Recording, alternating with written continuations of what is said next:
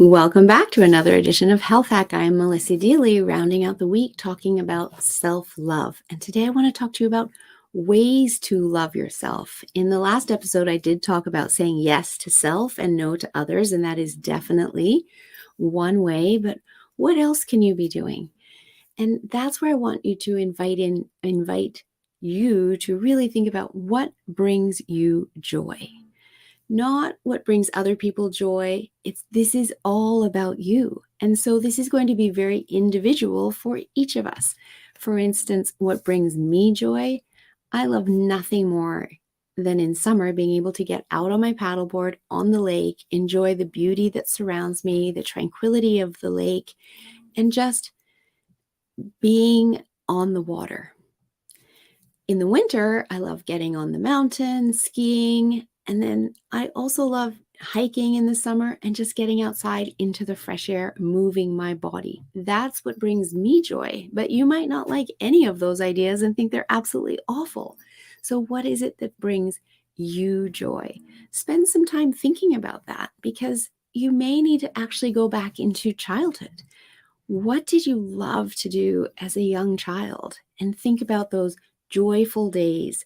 And what was it that you loved to do then? And can you bring more of that into your life now as an adult?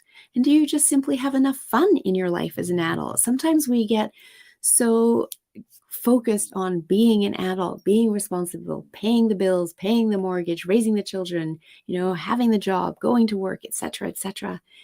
Do you have enough fun in your life? Simply bringing more fun into your life could be a great way to show yourself self-care, and doing that just for you, not for anybody else.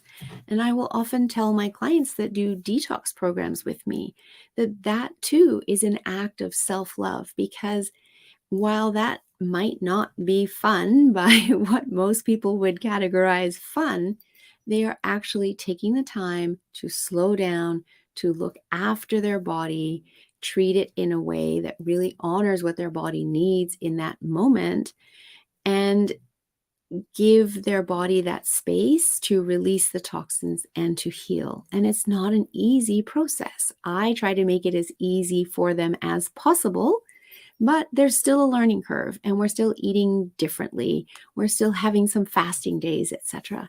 But getting through that is a true act of self-love as well, by committing to doing something that is good for their long-term health, etc.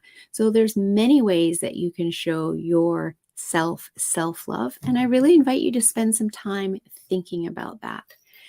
And as I mentioned in the last episode as well, I am running a free workshop. It's called Get Out of Overwhelm by Creating Boundaries with Ease. And that's another way that you can show yourself self-love, is to recognize the stress that you have in your life, the overwhelm that you feel, and choose to do something about it. Because every time you recognize when you are out of balance, when the stress levels are tipped too far one way, you can bring yourself back. And that's a wonderful thing to do, because 95% of all doctor's visits are caused by stress. 60% of all disease is caused by stress. So choose instead to recognize this and take action, do something about it, learn how to get yourself out of overwhelm. And that is an act of self-love.